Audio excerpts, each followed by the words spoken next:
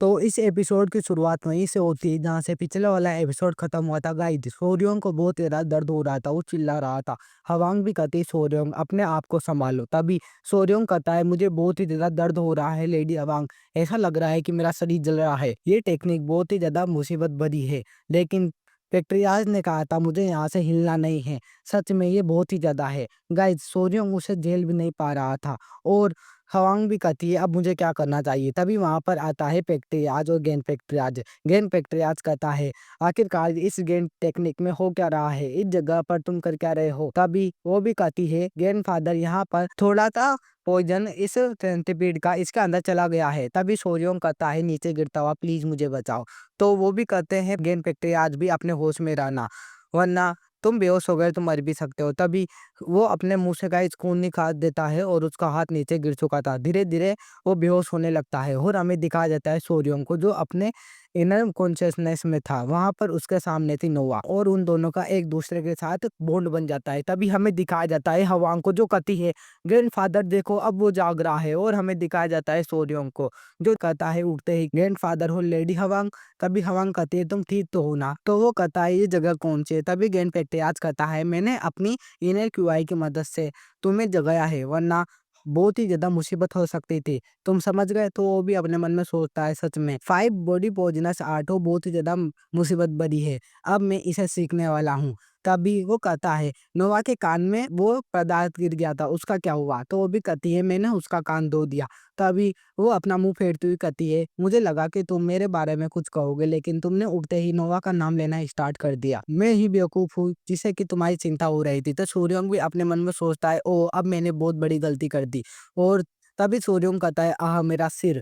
तो वो भी कहती है क्या हुआ सूर्योंग, दोबारा दर्द हो रहा है। तो सूर्योंग कहता है सबसे इम्पोर्टेंट तभी नोवा कहाँ पर है। ये देखकर तो दोनों ही चौंक जाते हैं और लेडी हवांग कहती है जल्दी हमें डॉक्टर को बुलाना चाहिए, शायद इसका दिमाग खिसक गया है। और सूर्योंग अपने मन में सोचता है सच में मैंने अभी मोमेंट को स्विच कर दिया। तभी हमें 2 दिनों बाद का सीन दिखाया जाता है। जब तक गाइस जो पदार्थ खत्म नहीं हुआ था, जब तक सूर्योंग उसके अंदर ही बैठा हुआ था और फिर वो उठ जाता है। फिर हमें दिखाया जाता है गेंद पेक्टियाज और सोर्योंग को, जहाँ पर गेंद पेक्टियाज कहता है अब तुम ठीक हो। देखा जाए तो वो समय बहुत ही ज्यादा मुश्किल भरा था, अब तुम मुझे अच्छे खासे दिखाई दे रहे हो। तो सोर्योंग भी कहता है आपका शुक्रिया गेंद पेक्टियाज। तभी गेंद पेक्टियाज कहता है अब तुम 5 मिनिमस रिटर्निंग डिवाइन आर्ट को सीखने वाले हो, तुम्हें कैसा लग रहा है। अब मैं तुम्हें एक मार्शल आर्ट मैनुअल के बारे में बताऊंगा। तो वो भी कहता है सोर्योंग भी एक मार्शल आर्ट मैनुअल, तो उसके बारे में बताता है हाँ तुम्हें अब 5 मार्टियल टेक्निक्स के बारे में जानना होगा जो टैंक लेन की है। पहली टेक्निक है सेंटिपीड पॉइजन फेंकलो, दूसरी टेक्निक का नाम है venomous snake life grabbing hand, और तीसरी टेक्निक का नाम है स्कॉर्पियन टेल रैपिड लेग्स, और चौथी टेक्निक का नाम है लिजार्ट वेल क्लाइंबिंग बॉडी स्टेप, और पांचवी टेक्निक का नाम है टोड एक्सप्लोजिंग पाल्म।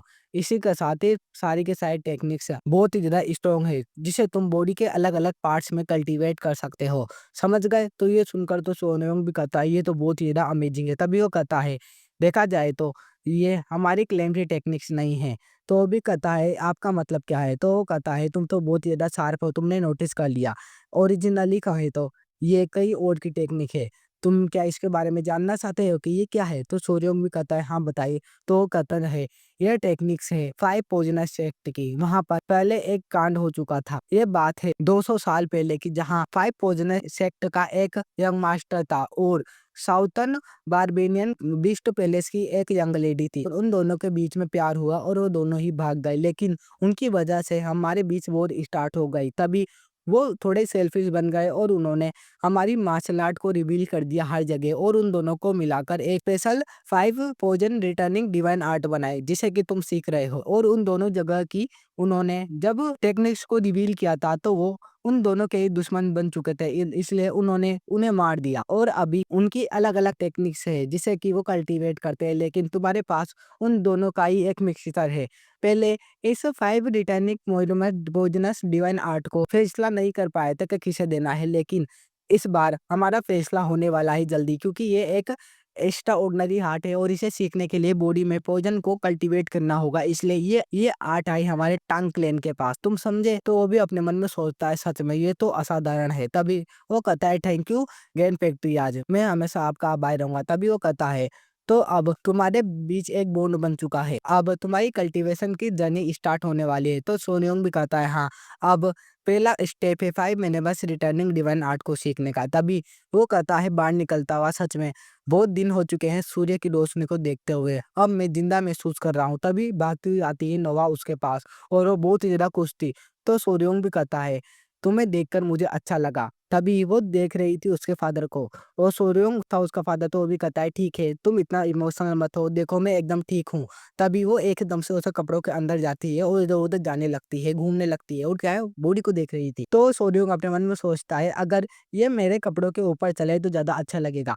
तभी वो उसके कपड़ों के ऊपर आ जाती है और ऊपर ही रेंगने लगती है। तो सोर्योंग अपने मन में सोचता है आखिर क्या हो क्या रहा है, इसे कैसे पता चला कि मैं इसके बारे में क्या सोच रहा हूँ।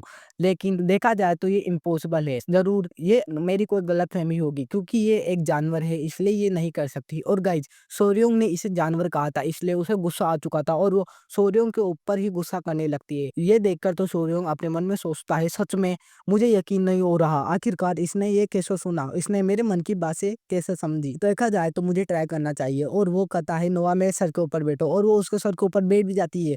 तभी वो उससे छुपने का ट्राई करता है तो नोआ उसे ढूंढ लेती है और सोर्योंग अपने मन में सोचता है नो वे, आखिरकार इसने इसका पता कैसे लगाया। तभी नोआ और सोर्योंग के बीच में गाइस एक बॉन्ड बन चुका था, कनेक्शन। फिर हमारा सीन शिफ्ट होता है लेडी हवांग की तरफ। लेडी हवांग चिल्ला रही थी नोआ तुम कहाँ पर हो। वो इधर उधर नोवा को ढूंढ रही थी। वो उन दोनों सेंटीपीड से भी कहती है क्या तुमने कहीं नोवा को देखा है। तभी हमें दिखाया जाता है सोर्योंग को जो कि भागता हुआ लेडी हवांग के पास जा रहा था और लेडी हवांग उससे कहती है सोर्योंग तुम ठीक तो हो ना, मुझे नोवा की चिंता हो रही थी। नोवा तुम कहाँ पे गई थी, तुम्हें अपनी मॉम को बता के जाना चाहिए था। तभी सोर्योंग कहता है सबसे इम्पोर्टेंट ये है कि इसे हमारी भाषा अच्छे से समझ में आ रही है। तो वो भी कहती है हाँ मैं जानती हूँ कि नोवा मेरी बातों को समझती है। तो वो भी कहता है नहीं, इसका मतलब कुछ और है, ये मेरे मन के ख्यालों को पढ़ सकती है। तो वो भी कहती है क्या सच में। तभी सोर्योंग कहता है मुझे ग्रैंडफादर के पास जाना चाहिए और वो नोआ को लेकर वहां से चले जाता है। पीछे से लेडी हवांग भी कहती है मैं भी तुम्हारे साथ आ रही हूँ। तभी हमें दिखाया जाता है पैक्टियाज होल का सीन जहाँ पर सोर्योंग कहता है प्लीज इसे देखिए, ये मेरे मन के ख्यालों को पढ़ सकती है। तो सवांग भी कहती है हाँ शायद ये ग्रैंड आर्ट के वजह से होगा। तभी वो भी कहता है ग्रैंड पैक्टियाज भी अगर ऐसा है तो ये एक स्पिरिचुअल क्रिएचर है और इसके बारे में ये स्टोरी में भी कुछ नहीं बताया गया, जबकि इस आर्ट को और भी लोगों ने सीखा है लेकिन मैं इसके बारे में नहीं जानता। तो लेडी हवांग कहती है क्या सच में इस केस में आप कुछ नहीं कर सकते। तो कहता है शायद ये 5 वेनमस रिटर्निंग आर्ट का इफेक्ट हो सकता है। तभी पेक्ट्रियाज कहता है हाँ ऐसा है क्योंकि पॉइजन को क्रिएट किया है नोवा ने और अब वो पॉइजन सोडियम के साथ जुड़ चुका है और सोडियम तो पॉइजन को एब्जॉर्ब कर ही सकता है। तो वो भी कहता है हाँ और इसी के साथ ओजन के साथ साथ उस टेक्निक के अर्धन पार्वेलियन बीस्ट पैलेस की टेक्निक से भी मिली हुई है। तो वो जानवरों को भी समझते हैं और उनके साथ बॉन्ड बनाते हैं, तो ये होना संभव है।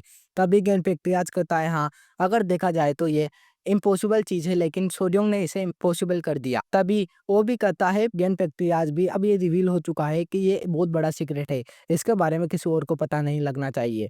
तो वो भी कहती है क्या सच में आप इसके बारे में कुछ नहीं कर सकते। तो गेनफिक्टी आज भी कहता है शायद नहीं, ये एक आश्चर्यचकित करने वाली बात है लेकिन अभी हमारा उनके ऊपर कोई फेवर नहीं है इसलिए हम बीस्ट पैलेस वालों की मदद भी नहीं मांग सकते। तभी हमें दिखाया जाता है सोर्योंग को तो बाहर आ चुका था, वो निराश था। वो अपने मन में सोचता है आखिरकार मैं क्या करूं। मैं सोच रहा था कि मैं सभी जानवरों को कमांड दूंगा और उन्हें अपने हथेलियों पर नचाऊंगा एक मेडिसिन की तरह। तभी हमें दिखाया जाता है उसके पास एक बंदा आता हुआ कहता है सर सोर्योंग। वो था गुपे, उसे देखता हुआ सोर्योंग भी कहता है डिवीजन कमांडर गुपे। तभी वो कहता है आपको देखकर अच्छा लगा, मैं आपके पास ही आ रहा था। देखा जाए तो एक मुसीबत आ चुकी है वेनेमस क्रिएचर गार्डन में। तो वो भी कहता है क्या कोई प्रॉब्लम, और अपने मन में सोचता है आखिरकार मुझे क्या करना चाहिए, नॉर्थन पार्बेरियन बीच प्लेलिस्ट में जाओ या फिर इस प्रॉब्लम को सोल्व करूँ। तभी वो अपने मन में सोचता है मुझे यहीं जाना चाहिए और वो कहता है ठीक है चलो एक साथ चलते हैं। तो वो भी कहता है देखो मेरे पास एक और मेहमान है मिलाने के लिए।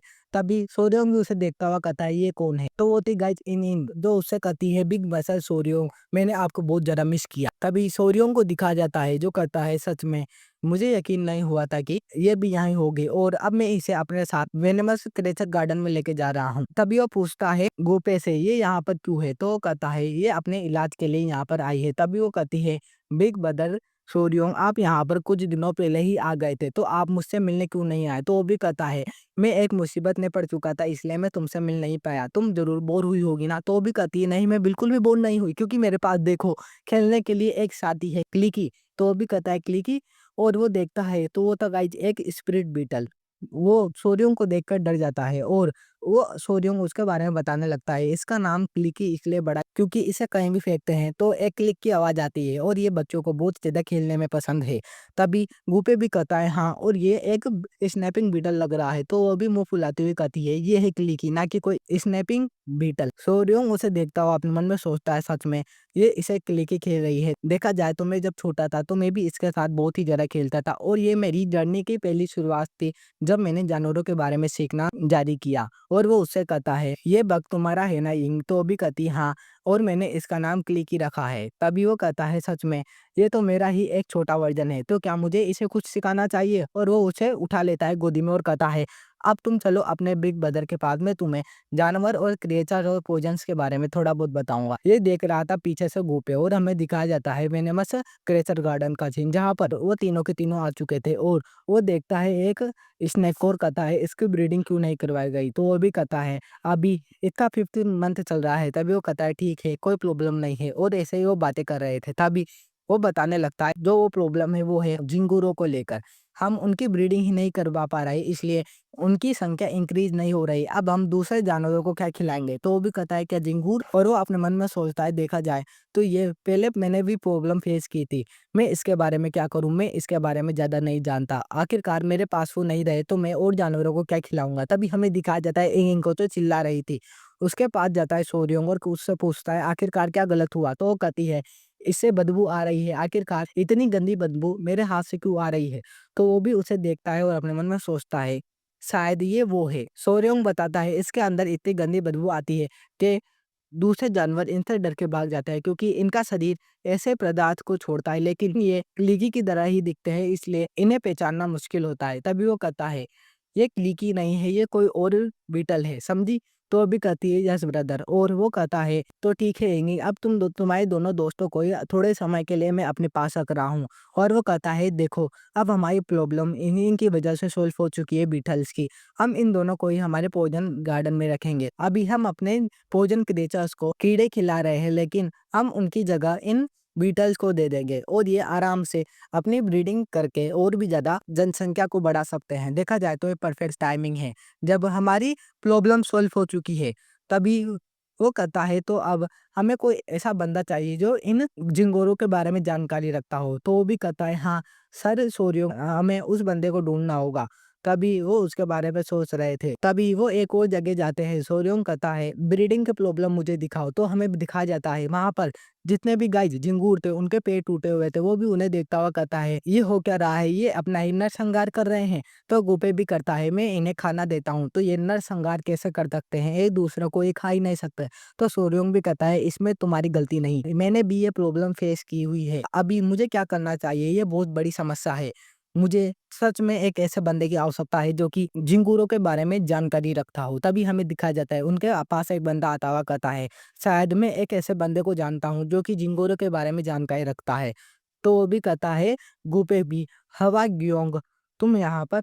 तो वो उसके बारे में बताने लग रहा है ये है मेरा दोस्त जो कि यहाँ पर मेरे साथ ही काम करता है। तो वो हवा ग्योंग बताने लगता है ईमानदारी से कहूँ तो मैं बस क्रिकेट फाइटिंग अरीना में जाता हूँ और वहाँ पर ड्रिंकिंग करता हूँ। तो वो भी कहता है सोयोंग भी क्या क्रिकेट फाइटिंग अरीना? तो कहता है हाँ, उस जगह पर बहुत सारे लोग जाते हैं और झिंगूरों पर बेट लगाते हैं।